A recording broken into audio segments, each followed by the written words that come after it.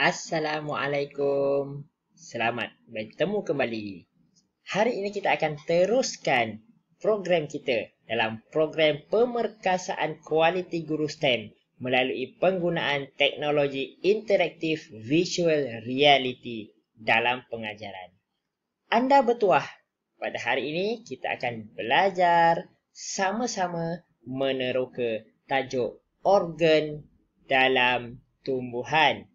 Baiklah, mari kita teruskan pembelajaran kita. Perkenalkan, nama saya Hairul Anwar, Cikgu Hairul Anwar bin Sobikin. Kita akan bersama-sama meneroka organ utama fotosintesis menggunakan teknologi VR. Baiklah, kita akan mempelajari organ utama fotosintesis. Kita akan meneruskan standard pembelajaran 2.4.1 mewajarkan keperluan fotosintesis. Betul ke fotosintesis itu diperlukan?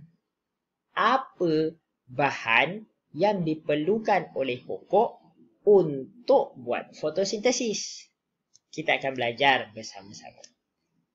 Kedua, 2.4.2 menghubung kait penyesuaian struktur daun dengan fotosintesis.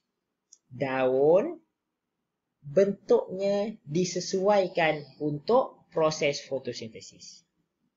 2.4.3 mengenal pasti 3 komponen utama dalam kloroplas, granum, thylakoid dan stroma. Pada akhir pembelajaran, pastikan anda berjaya menyenaraikan bahan yang diperlukan oleh pokok untuk melakukan fotosintesis. Kedua, anda mesti mampu menyatakan apakah penyesuaian daun untuk melakukan proses fotosintesis. Dan ketiga, anda mesti berjaya mengenal pasti struktur dan fungsi granum, thylakoid dan stroma. Baiklah, mari kita mulakan dengan soalan pertama daripada saya. Bagaimana tumbuhan mendapatkan makanan? Ingat lagi, autotrof dan heterotrof, nutrisi bagi tumbuhan? Lihat, manusia, fungi dan bakteria kebanyakannya adalah heterotrof. Kita makan dan kita ambil bahan-bahan organik masuk ke dalam mulut kita. Kita ambil bahan-bahan yang telah diproses, bahan organik dijadikan sebagai makanan. Tetapi autotrof adalah organisma yang dia buat makanan dia sendiri. Daripada bahan mentah ditukar menjadi makanan dia sendiri. Autotrof. Dia buat makanan sendiri. Tumbuh-tumbuhan, alga dan beberapa jenis bakteria melakukan proses tersebut. Ingat, manusia heterotrof manakala tumbuhan autotrof. Seterusnya, jika kita ingat kembali, tahun 4 sekolah rendah, anda sudah belajar fotosintesis menghasilkan oksigen dan kanji. Semasa fotosintesis, klorofil menyerap cahaya matahari untuk menukarkan air dan karbon dioksida kepada glukosa dan oksigen. Glukosa yang terhasil disimpan sebagai kanji. Baiklah, seterusnya kita lihat. Kenapa pokok perlu lakukan fotosintesis? Macam manusia perlu makan. Manusia perlu makan supaya boleh membesar, bekerja dan membiak. Begitu juga dengan pokok. Pokok dia perlu membiak dan membesar daripada biji benih menjadi anak pokok dan bertukar menjadi pokok yang besar. Itu semua memerlukan tenaga. Mari kita lihat. Kita gunakan aplikasi Virtual Reality dalam platform Viatif.com bagi menjelajah dunia keajaiban biologi yang menakjubkan. Kita jumpa selepas ini. Aha, kita bertemu lagi. Kali ini kita akan teruskan pembelajaran kita dan kita akan meneroka langkah-langkah proses fotosintesis. Jom kita lihat apa yang berlaku dalam proses fotosintesis. Kita gunakan aplikasi Viatif ini untuk kita menyelam dan menerokai apa yang ada di dalam daun. Kita dah sampai. Selamat datang ke alam daun. Sepohon pokok memerlukan daun. Pokok dia buat makanan melalui proses yang berlaku di daun. Semua orang tahu proses itu namanya fotosintesis. Anda okey? Baik. Untuk sebatang pokok, sepohon pokok memulakan proses membuat makanan, pokok memerlukan air, karbon dioksida, cahaya dan juga pigmen penting yang ada di dalam daun yang kita kenali sebagai klorofil. Ingat ni, 1 air, 2 karbon dioksida, 3 cahaya dan 4 klorofil. Ingat perkara ini, pastikan anda okey. Kita lihat apa yang akan berlaku dengan kehadiran air dan karbon dioksida. Kita mulakan dengan air. Lihat, air daripada tanah akan naik melalui akar, pergi ke batang dan seterusnya akan masuk ke dalam daun. Air ini sangat berguna kepada daun.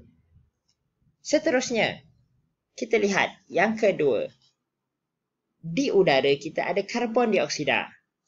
Apa akan jadi kepada karbon dioksida? Apabila saya tekan, lihat. Wah, karbon dioksida memasuki daun melalui ini yang penting. Lubang halus yang kita panggil sebagai stomata. Ini dia, stomata. Jom kita masukkan kita punya karbon dioksida ke dalam stomata. 1, 2,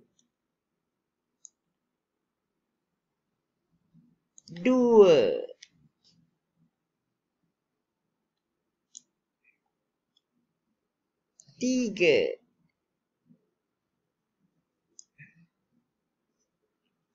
4,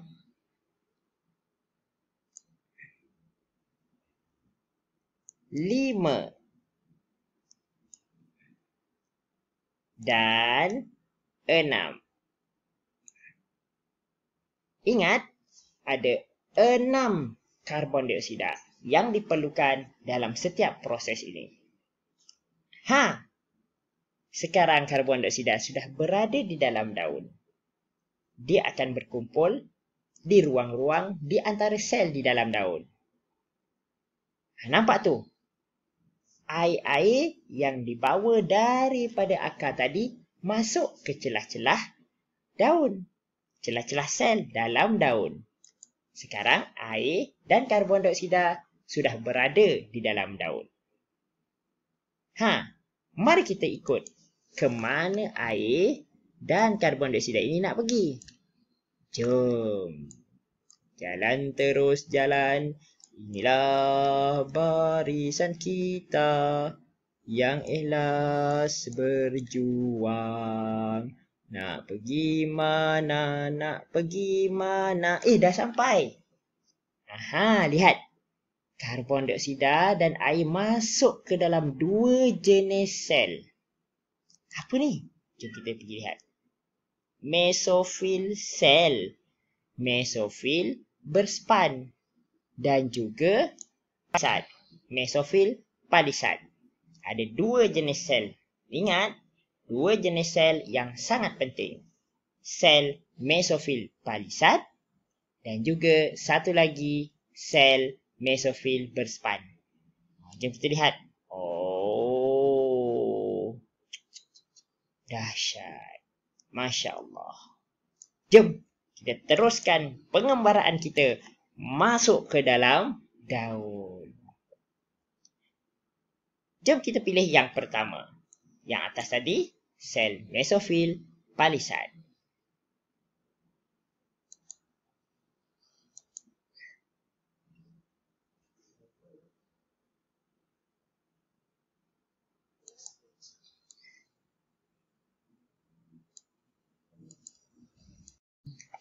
Bagaimana dengan pengembaraan ke dunia VR itu tadi?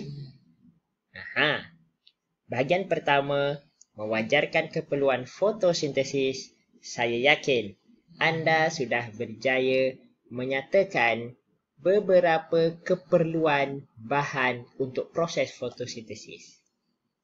Dan anda juga berjaya menyatakan bahawa fotosintesis adalah sangat penting untuk tumbuhan.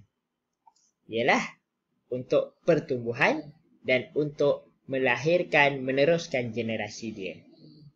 Baiklah, kita beralih kepada bahagian kedua. Menghubung kait penyesuaian struktur daun dengan fotosintesis. Mari kita teruskan.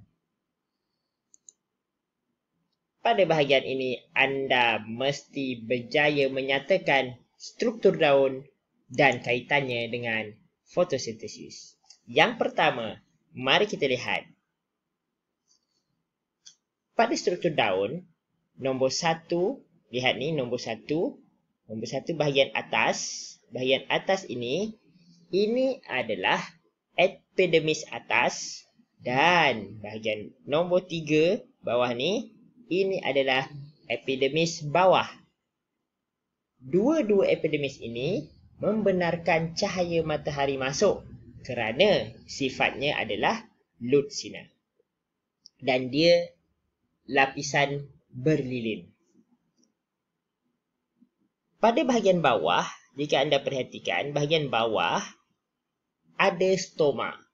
Stoma ini akan terbuka dan tertutup membenarkan gas masuk dan keluar. Itu penyesuaian yang pertama, penyesuaian dan keistimewaan daun. Anda okey? Epidermis atas, epidermis bawah.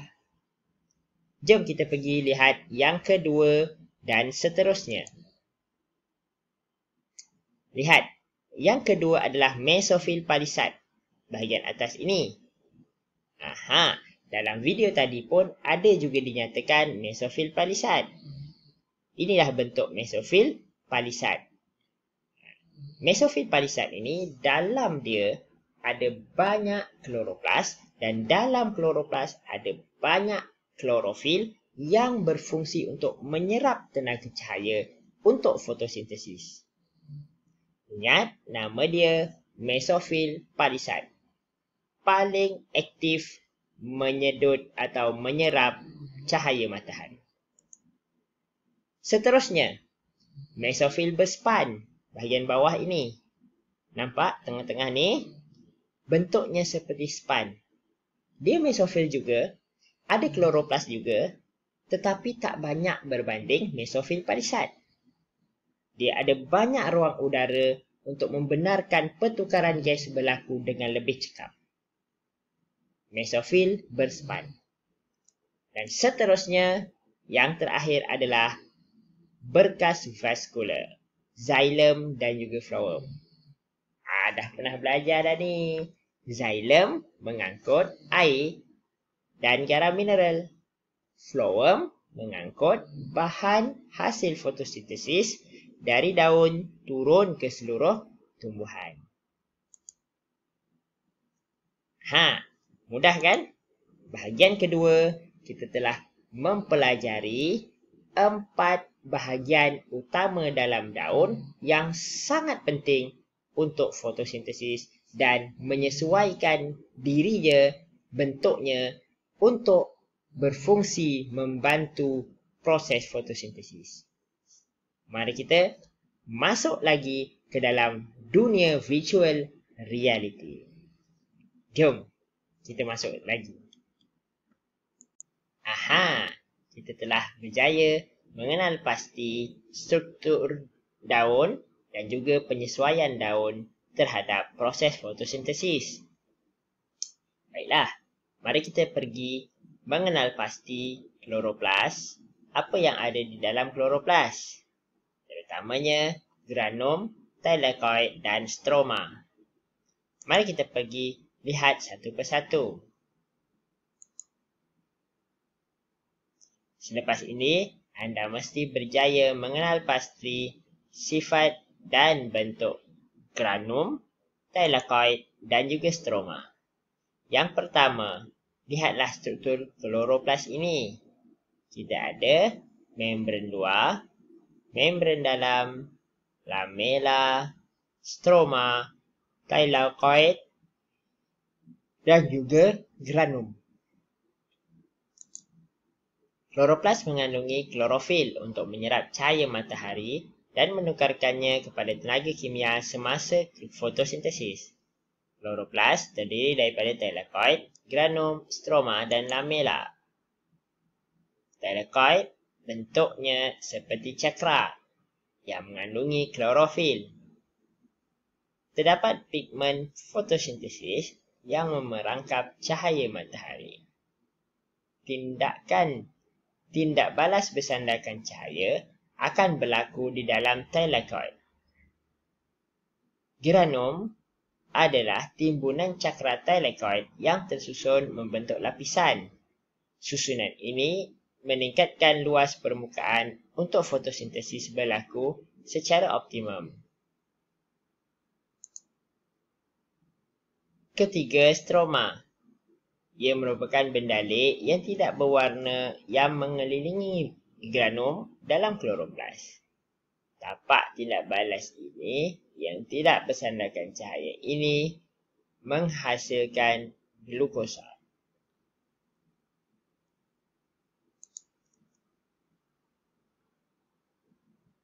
Baiklah, mari kita lihat satu persatu. Inilah dia thylakoid yang bila dibesarkan. Lihat. Dalam klorofil, dalam kloroplas, ada satu lapisan thylakoid. Dan satu lapisan thylakoid itulah tempat berlakunya tindak balas metabolisme. Kita tak belajar secara detail bahagian yang ini. Kita akan belajar pada waktu akan datang. Tapi, apa yang anda perlu tahu adalah pada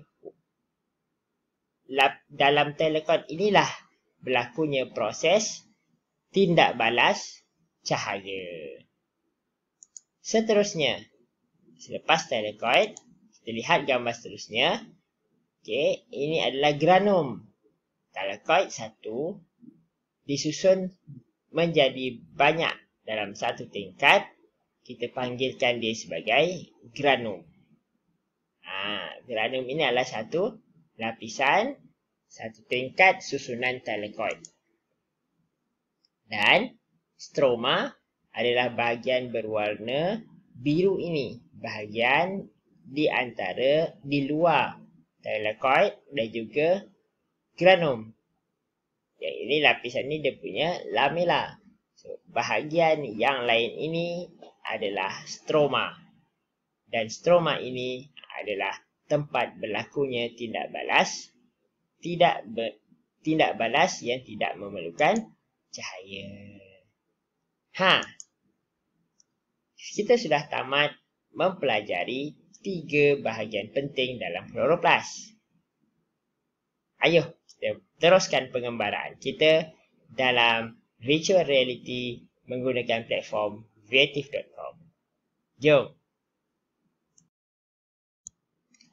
Kita kembali lagi dalam siri kedua, langkah-langkah fotosintesis. Tadi kita telah selesai bahagian pertama. Bahagian pertama, fotolisis air, dan kita ingat bahawa 6 air diperlukan akan menghasilkan 6 oksigen. Ingat? Anda dah okey? Anda okey? Kita teruskan dengan langkah kedua. Baik. Untuk langkah kedua, pilih apakah bahan yang digunakan dalam langkah kedua fotosintesis ini. Yang pertama tadi, yang masuk adalah apa? Karbon dioksida, kan? Dan air, kan? Jadi sekarang ni, apa pula yang diperlukan dalam langkah kedua? Yang tadi, air. Air bebaskan oksigen. Yang ini, langkah kedua apa? Mari kita cuba. Karbon dioksida. Langkah kedua, karbon dioksida. Karbon dioksida digunakan dalam langkah kedua fotosintesis. Langkah pertama tadi air dan juga menghasilkan oksigen. Kan, dia pecahkan oksigen kan? Pecahkan air kepada oksigen. Dan kita lihat, berapakah karbon dioksida yang diperlukan dalam fotosintesis ini? Berapa agaknya? Karbon dioksida. Kalau awak hafal dan awak boleh ingat bilangan persamaan kimia dia, kalau 6 air, 6 oksigen, agaknya berapa karbon dioksida diperlukan? Dah dapat jawapan dia? Jom, nak teka je. Teka. Teka boleh. Tapi kalau awak ingat, lagi bagus. Jom kita lihat. 12, 2, 5, 6. Okey, kita lihat. Jawapan dia 6. Tahniah. Okey, baik. 6 karbon dioksida digunakan dalam langkah kedua fotosintesis. Langkah kedua ini tadi adalah tindak balas yang tidak bersandarkan cahaya. Yang pertama tadi, tindak balas yang bersandarkan cahaya. Okey, apakah lagi bahan yang diperlukan yang digunakan oleh karbon dioksida? Okey, baik, kita lihat apa yang ada. Ada karbon dioksida.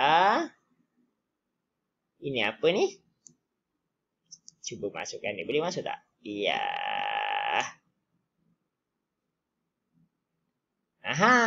Apa itu? Okey, kita dah masukkan satu. Kita lihat apa dia lagi.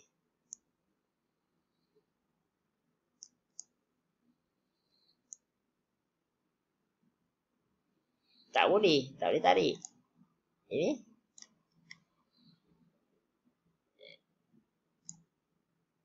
Tak boleh tarik juga. Cuba je.